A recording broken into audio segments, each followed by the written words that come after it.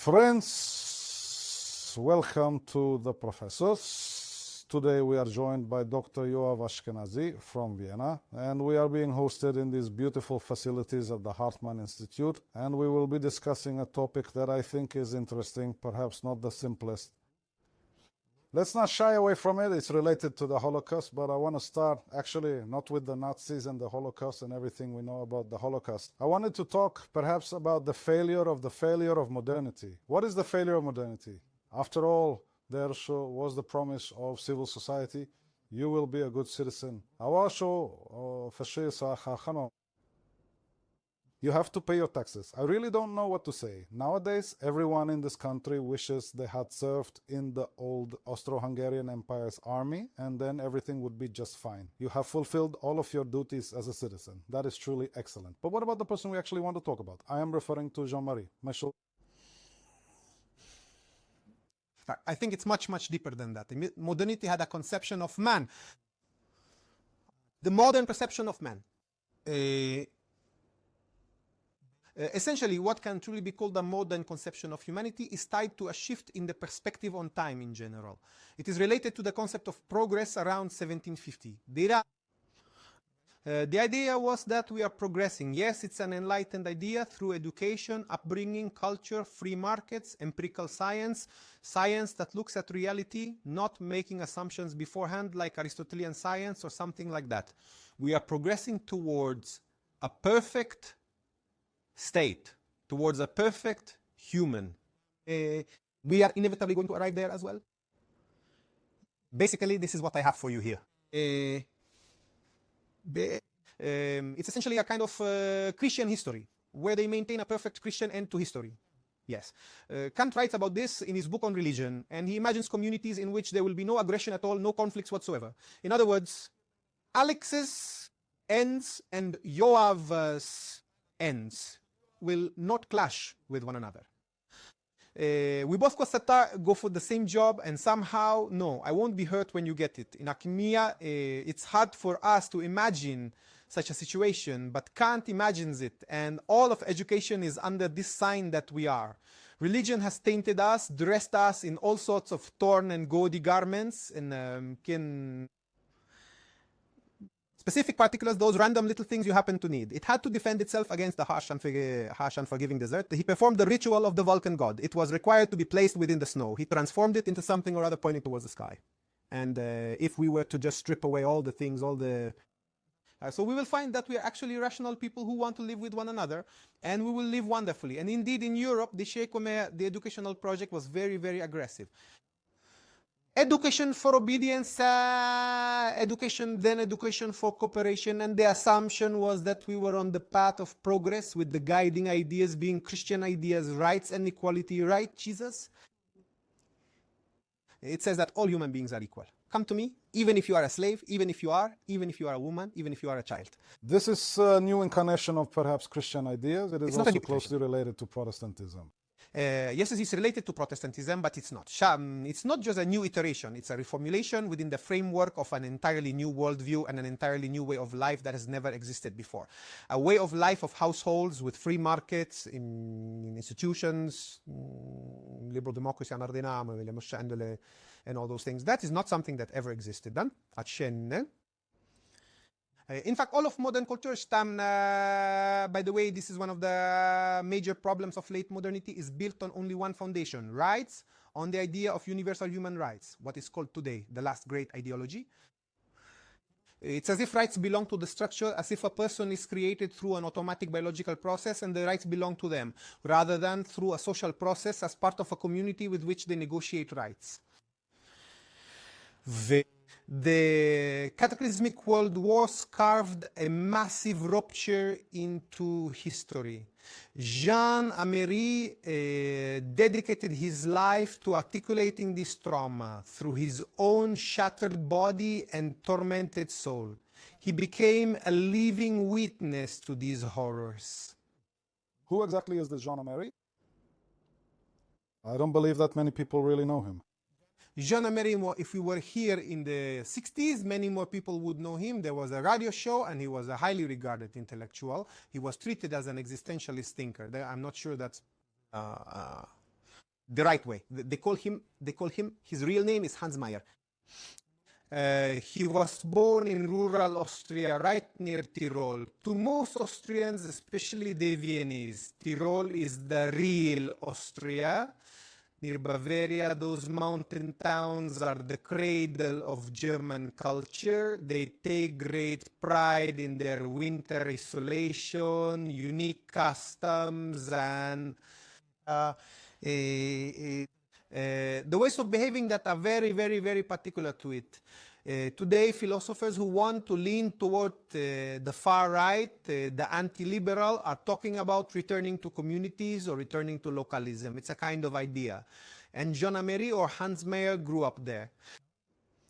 Okay, his father was Jewish, but he died before he was born. He only knew him from a picture on the wall wearing the uniform of the Austro-Hungarian Empire. He served in the First World War. His mother was Catholic, yeah. He grew up Catholic, he says. Okay, we knew we were Jewish, but it was like a friend whose father went bust, a black mark. Judaism was just a stain on the family's past. Jean Amery grew up a Christian Austrian in every way. He testified under oath, that he wore lederhosen, those traditional Austrian leather breeches, on nearly every single day of the week. So if you happen to visit the city of Vienna during the summer months or in October, you will see them worn everywhere, even in professional workplaces. It's actually officially protocol approved to wear them as a substitute for a formal suit during the hot summer season. Just try to imagine seeing that in a high-end law office. It's a bit funny, but there's also something beautiful about it. And the Austrian community in general it's very, very traditional. And Amery describes his childhood. He says, listen, I have no Jewish memories. I don't know what that is. I remember walking in the snow at midnight to midnight mass.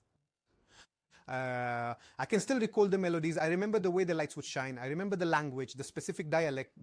None of it, not a single part of it, was ever Jewish. And here we are in the year 1935. He is sitting quietly in a cafe in the heart of Vienna. And suddenly, this person who has no outside, no other culture, is part of the European Enlightenment project. It's not that he believed in some absolute Hegelian progress. Far from it. Hegel himself didn't believe in that, but he didn't believe in some grand narrative of progress, but he did believe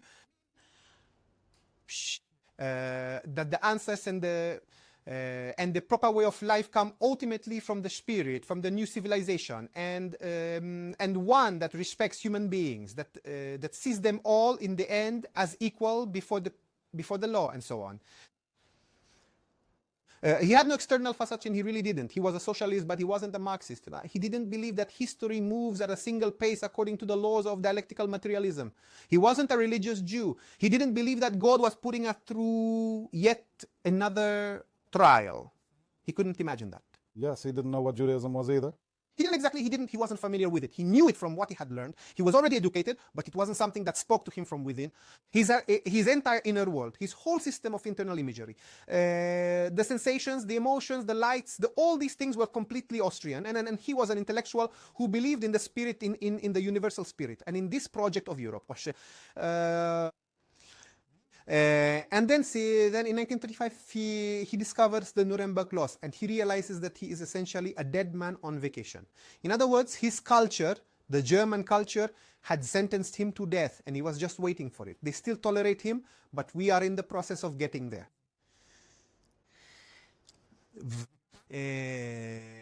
And here begins a retro process, a process of retroactively negating his identity. That is to say, he loses, gradually, he will lose any ability to relate to himself. Maybe we should turn to the book itself. The first essay it consists of 5 essays written one after the other. Though first a metush within the limits of the human spirit starts with a warning. A friend hearing of my plan to discuss intellectuals in Auschwitz urged me to minimize Auschwitz and focus on the spirit. Now he even suggested I avoid Auschwitz entirely. He argued that the audience is fundamentally allergic to this concept, even when it appears in the title. Given the many books on Auschwitz, he questioned why we must retell the horrors. Yet Amery noted that the word Auschwitz actually appears 9 separate times in the very next paragraph of the text. To be honest, look, he only writes about it in the first 2 lines, and he uses that specific word 4 separate times. I mean, and there is a key here to the entire body of work itself. Amiri is dealing here with the repressed, with something that culture doesn't want to look in the eye. Certainly not in the 50s and 60s in Germany, Austria, and France. And he is unable to cooperate with this repression, because this repression is his own. The whole thing is essentially built upon him being constantly scrutinized. For now, he will remain silent, and later on, he will die. And the entire book as well. Can I read it? An account of Amiri's ongoing loss of self, which ultimately left him with no choice but to commit suicide. No, the first essay, within the boundaries of the spirit, it presents what his situation in Auschwitz was actually like, what his state of mind and body were. And he says, I was an intellectual. We didn't know how to follow orders. We didn't know. We weren't good at the work. We weren't strong. Everyone humiliated us. Everyone beat us. We didn't have any. We couldn't work, get a good job like Primo Levi as chemists in a closed, heated place. Instead, we were outside all the time. Everyone treated us like the absolute lowest of the low. And the worst part of it all, he says, because we had no world to which we could relate, all the logic that we arrived with, he tells us all human logic was completely shattered in the camps of Auschwitz, and he says that morality is just like a passing fashion, he says. They demanded you shave but gave no razor, then beat you for not being clean. But buttons were required, but work made that impossible, and they gave no replacements. Though they took everything, then mocked you for having nothing. The camp itself was cunningly designed to destroy any possibility of human order that connects people, reducing them to mere numbers. And the number clearly tracks the day he returns from forced labor at the IG Farben wing, still a major German chemical company.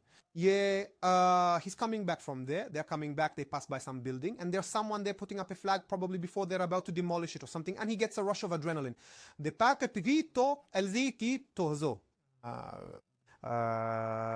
flags were fluttering in the wind, and the walls were pulsing in a heavy silence. And there was some line by a poet named Hölderlin, a truly important romantic poet, perhaps even the most important. And those words have no meaning beyond that.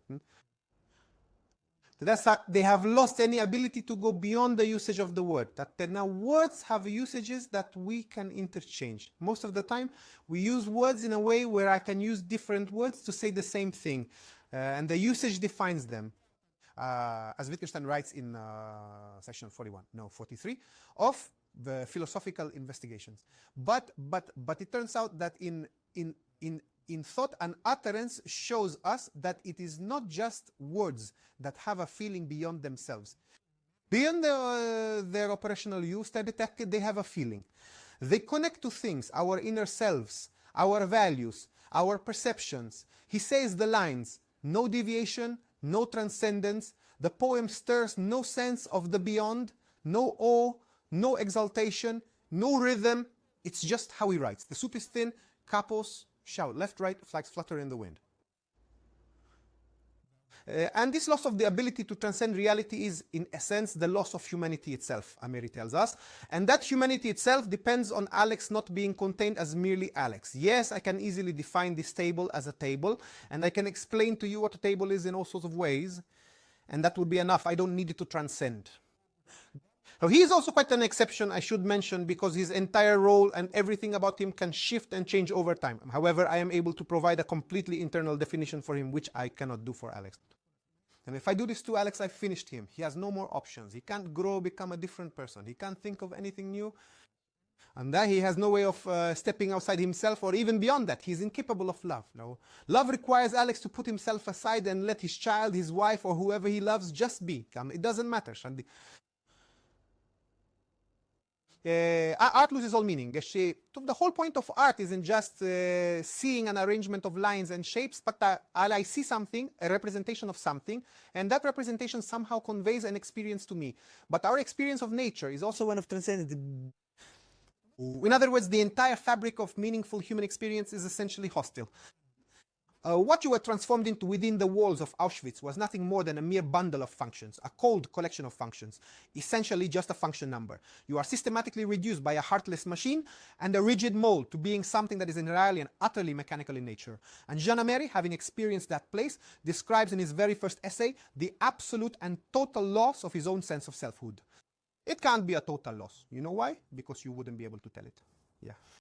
Meaning, there's still an overrun. The exception. But as we will see in a moment, the only exception left in him is actually his Athena. He writes from within his Athena, and Athena is a black thing that cannot give human life. It can keep him alive until the mission is over. And Amri writes explicitly, don't worry the mississimi, damtaya bom mission will end and we will finish it. And he ends it in 78. He commits suicide. And my point was that the book itself is a suicide manual. I mean, it shows you why he has no choice but to kill himself. It is the moral thing to do. Suicide is the only thing he can still do for his culture. Paradoxically, Amery remains a modernist.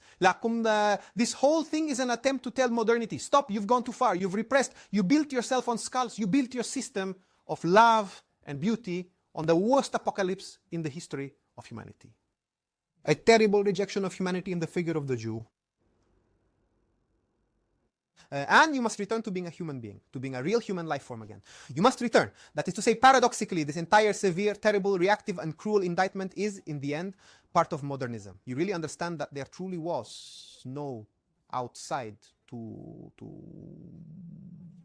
He is still trying, and I find that amazing. That fact is amazing to me. So, the first journey. It serves to illustrate exactly what absolute loss truly is. Now, to quote what I have just stated, it is the absolute loss of our humanity and the total loss of the self. What does that look like? What does it feel like? How is that profound emptiness experienced within Auschwitz?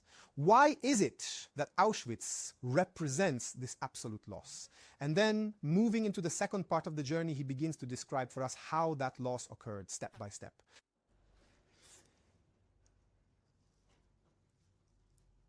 Let us actually begin by talking about the journey of the fourth and the third, which is truly all about our own dear homeland. I have to tell the same story I shared at the start. I was a boy from Tyrol. My memories, my inner world, my language, it was all Tyrol. Then my culture told me I wasn't German, I was the enemy, an enemy of myself. I arrived with a self-consuming mechanism. I had no choice. And I truly had no compelling reason to deviate from her path, so I simply accepted her final verdict. She forced me to do it, he keeps saying. Ever since 1935, back when I died while away on vacation, my soul has turned against itself, completely erasing all traces of who I was. You simply cannot hope to connect with Alex at this point in time. He remains deeply tethered to his childhood home and to the mother who once loved him so dearly. Every single meaningful connection that provides your life with a genuine sense of home, a deep sense of being truly grounded within the human world, requires that entire world that was originally built during your own childhood. Well, they stripped him of everything. They stripped him. You can't really relate to it, and it starts in 35, but it peaks in Brandog. He, of course, joined the communist underground. He was a socialist, he wasn't a communist, but fine. And he fled to Belgium, and he writes in Belgium, I look and I say, I can't tell.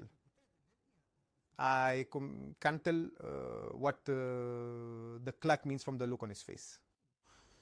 This isn't my mimetic. The point isn't whether he hates me or loves me. He describes a sense of total alienation that descends upon him because he lacks his own culture to relate to. I mean, he can't even come as an ambassador of his own culture. When I move to a new place now, I show up and everyone expects me to be Israeli. No one expects me to suddenly become English instead. And if I make an effort as an Israeli, it's appreciated because I'm Israeli. However, he arrived with nothing to his name. He was as German as they come. He recalls that just before his arrest, while printing leaflets in a small flat, suddenly there was a terrifying pounding on the door. The Siakobu, the door opens, Kandas, and there stands a high-ranking Gestapo officer, no, sorry, an SS officer, with his vest open, screaming at them to shut up because he's trying to sleep downstairs. And he says that at that very second, the man spoke with the exact accent from his home region. He says that at that moment, the only thing he wanted was to answer him in the local German dialect, sit down with him for a beer, and forget the whole thing. And he says, and then it sinks in. He says that this good friend was sent from the homeland to lead as many of my kind as possible to their death. And he describes that, and he really stops at some point and focuses on Bernberg, and he's tortured, and he describes the first blow to the body as the shattering of all trust in the world. For there to be a human world, you must believe in the world. What does it mean to believe in the world? To believe in the world also means that it validates you. You don't. When there is a human world where you have a status as Alex, distinct from a tree, from an animal, but also from Yoav, that is to say. And the very first blow, as Hamari says, transforms you into nothing more than a body. A second ago, you were the master of your body. The moment you can no longer control what happens to your body, you become the body. We know this from illness, when we are in terrible pain, and you lose all reflective space. That is to say, you are completely consumed by the pain. You know Dostoevsky's notes are from Underground, the man from the cellar with his toothache, who is exactly that. He is completely insane. He is the true king of Spain, and that is what he is. But this toothache is a real killer. The way it takes over, it occupies every single bit of space. When it hits the teeth, yeah, it's just truly brutal. And the rebel, from that moment on, found that he could no longer bear to remain in the company of that person. He simply cannot bring himself to endure it. He really, truly cannot go on like this any longer.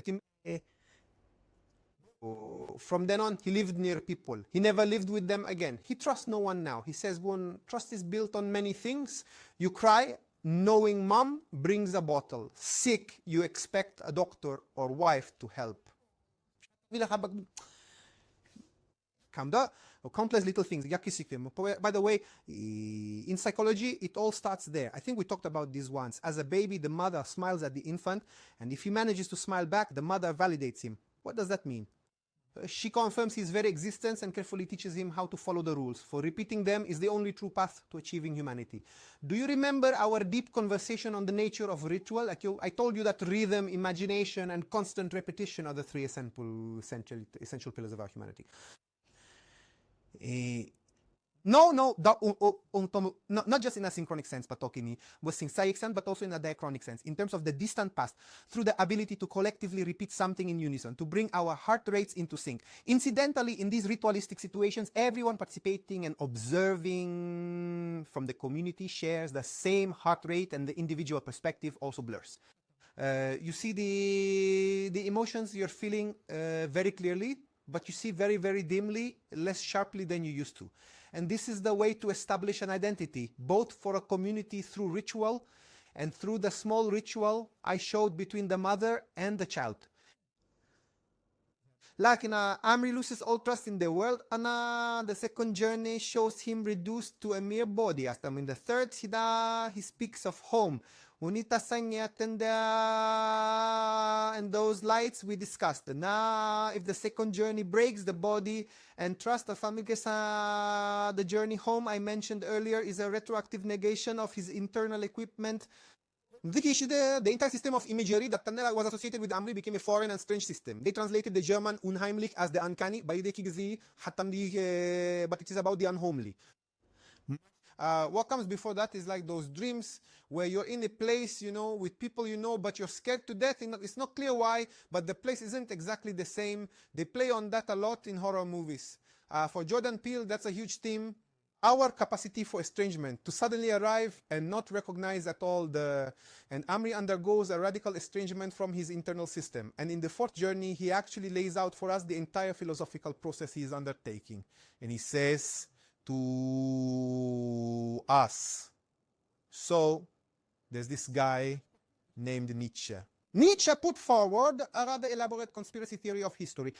The conspiracy theory went like this. We are human beings who are meant to be at war all the time, and we are creatures of power, of pride, of heroism, of success, of creation, of prophecy, of action. And once we were ruled like that by this nobility, the strong, the blonde beast, the blonde animal, And then came a cult. A little Jewish priestess, and through Christianity, she managed to overturn our entire system of moral emotions. After all, we have moral intuitions at the core of our feelings. You see someone with a child, I've already talked to you about this before. Hitting a child makes you cringe. Not a century ago, in a sheikh-led tribe or Arab village, some exist.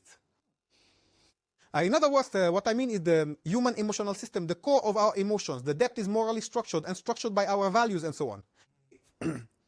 And Nietzsche says, listen, they've flipped your whole system. Suddenly you start loving the sick, the weak, the poor, the miserable. There was a conspiracy here where for years they took your healthy, cruel, strong, creative, blonde beast intuition system and all the paraphernalia that goes with it and turned you into some kind of subhuman who is all about pain, obsessed with consciousness. Jest machine obviously criticizes Augustine, who initiates the move that says all truth must begin from within. And in that sense, by the way, I am with Nietzsche. It's a ritualistic move against sincerity. We are currently in a culture of sincerity at the expense of ritual due to Christianity, in a profound sense. America tells Nietzsche, my dear, you priests have destroyed everything. You've based your entire moral and emotional world on resentment. Resentment isn't something Alex does to Yoav. It's Alex reacting to what he thinks Yoav did or actually did to him. It can't be an authentic action. An authentic action originates from within. It's saying, I will do. They seek the professors, it's an authentic act. The individual creates from within. But if Alex is reacting to something Yoav did, it can never be authentic. He's always carrying Yoav's action as the source that gives life and meaning to his own, and in the end, it's revenge, it's reactivity. Nietzsche says of this, you will never be able to build a culture. It will always be a culture that consumes itself, and he calls this late nihilism and all those things. And he views modernity as a self-consuming force. Deishig is destroying humanity. Thus, man is a bridge to his envisioned future. I will not attempt to critique Nietzsche. I both love and hate him. Any philosopher who fails to engage with his work is truly lost, for he is a genius, even if he's not a philosopher in the traditional sense. That's for another conversation. Jean Améry tells Nietzsche, my resentment immoral. She's the truth of modernity, the only way for it to return to itself. Then he turns on Christianity and says,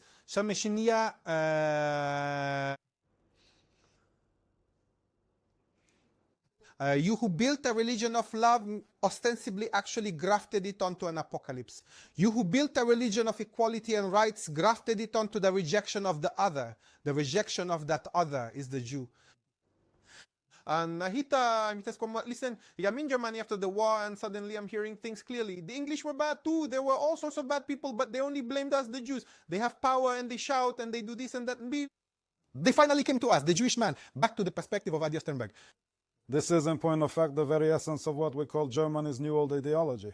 Exactly, and who continues it after the war is Moscow. The moment they realize that Israel isn't becoming communist, they start becoming a source of blatant anti-Semitic propaganda that equates Zionism with Nazism.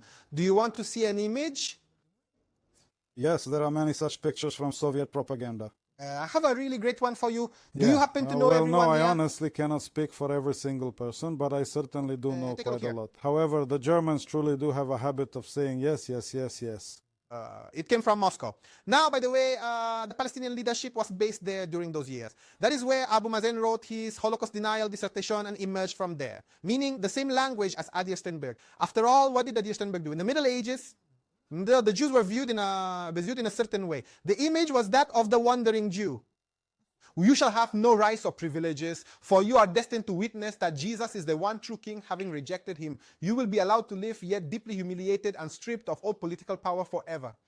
You are an example of what happens to those who haven't accepted Jesus. To be a good Christian, I must guide the Jewish people. That is the point. Modern anti-Semitism has shifted. Luther turned when the Jews refused to follow him, much like Muhammad had done a full millennium before. He became a truly venomous anti-Semite,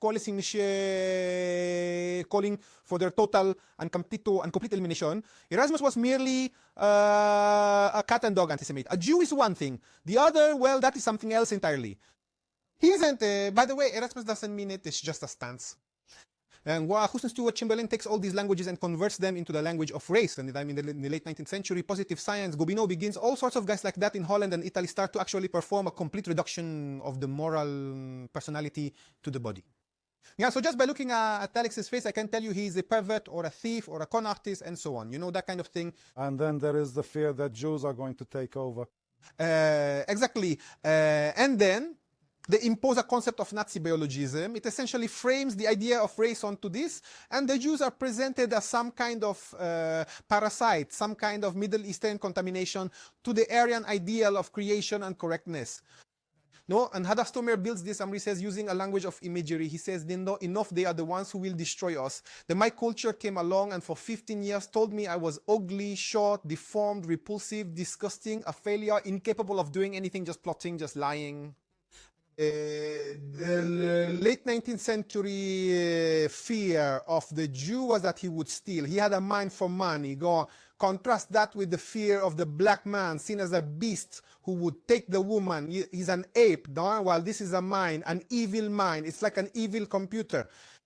Look, these matters were discussed in the meetings of the Russian Empire's government, their government, and they bring up Germany, by the way. They say that in Germany the Jewish population is smaller than in Russia, yet they control 50% of the economy. If we grant equality to the Jews in Russia, what will happen to the Russian economy? They will control 90%. To be honest, that's no surprise to me. I wasn't aware of this before, but it doesn't surprise me at all. However, Omri's main point is that ultimately, in the 50s, 60s or 70s, nobody took responsibility. He says that, listen, the entire West, all the big companies, the IBM did the computing for Auschwitz, Fanta, Coca-Cola, I mean, they sold to them their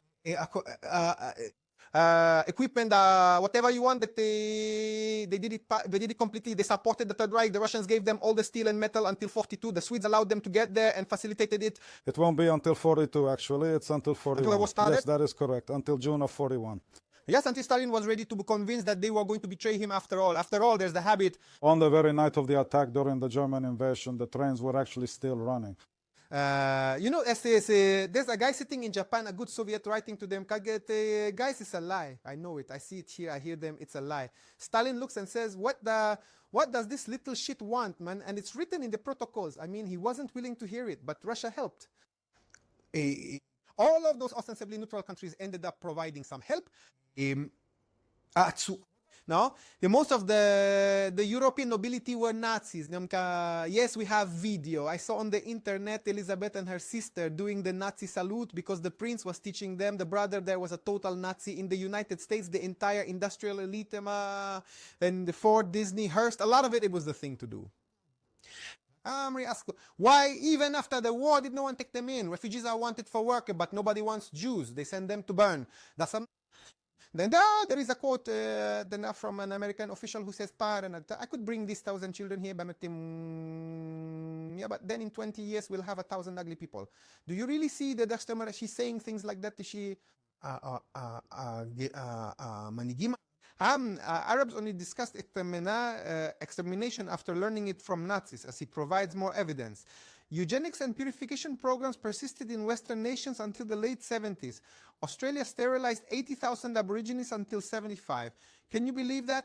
Sweden sterilized 60,000 in Lapland until 66. You wouldn't believe, Canada, what they're doing there is, you can't even begin to understand the phenomenon if you don't realize that these things were an ingrained part of the modern picture. They continued after the war. In a sense, the Cold War allowed them to continue because it just brought everything to a halt. A terrible foe was present, so she halted all, yet nothing changed. They debated negative liberty, making no progress. And Ameri's argument is, listen, you want to be a strong culture, take me and the survivors, and we should be presented as your Jesus. We were sacrificed so that your culture could truly repent and become a Christian or modern culture, a culture of love rather than a culture of the apocalypse. He says this, I have no doubt it won't happen. I know it won't happen. I am acting out of my resentment that dark part. Why is this so dark? Because all that remains in Ameri, what was always in him, is his culture. But now he's cut off from its images. He's completely alienated from them. They've become his enemy, his destroyer. So he says, this resentment, this broken body and soul, I'll externalize. He externalizes it as the final mission of a man who wants, it's crazy, to save modernity from itself. After Auschwitz, to even come with that mindset. Though most people left Auschwitz with the understanding that whoever is the boss is the one in charge, and that life is all a power game. I've spoken with many Holocaust survivors and read a lot of research. Though it's the most common perspective. Everything is a manipulation. A bit from communism too, by the way. They don't believe in anything. They think it can't be that there's something else. You know this? A conspiracy. Yeah, so with the communists, it's less intense than with Holocaust survivors, obviously, yeah. Unless they were in the Gulag, then yeah. Whoever was in Kolyma misses Auschwitz, I'm joking. But listen, that's a very good competition, and actually, that's the end game for Ameri.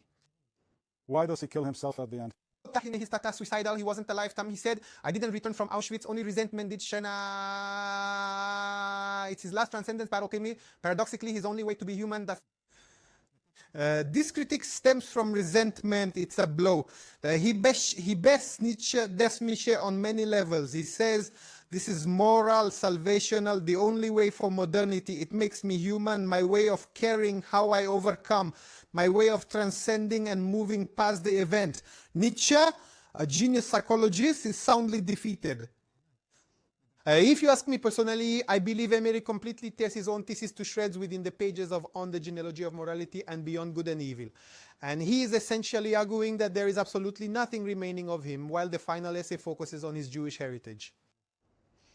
He claims Judaism is a myth. Though, funny, I knew nothing of my Jewishness. To me, it's just my culture's label, my ID, my death sentence. His Jewishness is his death sentence. He couldn't survive that mission. And he basically lived out his resentment to the end as a critical project, but ultimately, in my eyes, a project of love for culture, for the attempt to save the only culture he ever had. The moment that thing ended, he had nothing left to live for. You can't take a fight there. You can't put no busakubi can satumini sante you can live on nothing. He didn't really build a new life that was all that different. He didn't build a single thing. Instead, he simply moved away to France. He even hosted his own radio program for a time, but he found that he simply could not escape his past. Just look at him. He is even wearing a striped shirt, which is essentially a prisoner's uniform. The book itself is structured as an escalating argument that ultimately concludes in suicide. And suicide is the moral thing to do here, because he no longer has a way to live in a human way. He carried out the mission to the end, said he could do it, and since you don't exist by virtue of Alex deciding to exist, but by virtue of the fact that culture decides you deserve to continue existing. And if the culture is not willing to reciprocate, then you do not exist. And to live as a subhuman who is incapable, he simply could not do that. He could not bear to go back to being in Auschwitz, in a very real sense, you understand. But in reality, he never fully left Auschwitz. He maintains he never returned, insisting it was simply impossible for him to do so. This stands as a massive, profound indictment of our modernity. I honestly don't believe we have ever properly dealt with it. In closing, I offer 3 final words. West Germany underwent a transformation, both ritualistic and in terms of its shared imagery and what we have to say about it. It created a new image, a false one, by the way, not an accurate one. Then they keep saying that Germans murdered Germans just to say that the Jews were part of us. That's not true. The Jews were in Germany before the Germans, dating back to the Roman Empire. They were never fully considered Germans. That is simply not true. They are creating a new reality in a retroactive fashion. So I support that. It is the right thing to do. They are the only ones who actually took action. The Germans are the only modern people today as they confront their subconscious and have changed. The rest of the world simply hasn't. The Cold War kept our minds frozen, avoiding the truth. And just like the Russians once said, whoever won, whoever was bad died, and whoever remained is who won. There is no denazification in Russia. Yeah, Yamuta, what's in the Russian denazification? Say, Jews are in these buildings and they level it. That's their version. Rare, but that's the idea. When the West just blamed Germans, isn't Austria Germany too? Austria claimed we were victims forced into the Anschluss. No, Switzerland took the money, then claimed how much, we were neutral. Was in Sweden, Nazis just swapped uniforms for suits in 45. Nothing changed at all. The Freedom Party is the same. It's endless. Vichy, the deportation of French Jews plus Ukraine, Latvia, Lithuania. In Romania and Hungary, we should be receiving letters from the Germans that say, come no, kill them, but no, though it is not quite as simple as that. We simply cannot bear to witness such cruelty. Now, the world does not seem to care at all, and it is not merely a matter of being Jewish. We have fallen into this because history drags us along with Christianity, which created modernity in the deepest sense, not entirely on its own, but and she carried this dark subconscious with her. And it doesn't matter, tomorrow it will happen to someone else, to another nation. That's not the point. The point is that you can't. Especially in the last 70 years, everything has been built on the institution of human rights and equality. But underneath, you've buried the human in a way you can't fix the human. You cannot move beyond your deep subconscious. And I'm still waiting for us to have this reckoning with ourselves as modern people and also as Jews. Not to the same extent that non-Jews should do it, but even as Jews, I am still waiting for us to have that reckoning. So as modern people, I am not sure we are there yet. Dr. Yoav Ashkenazy, thank you very much. A difficult but very important conversation. And by the way, you published the book Ethics After Auschwitz, which is exactly your take on Jean Amere. For commentary, is titled Death of Transcendence in English. Yes, it's not a big book, definitely worth it too. Whoever likes to cry.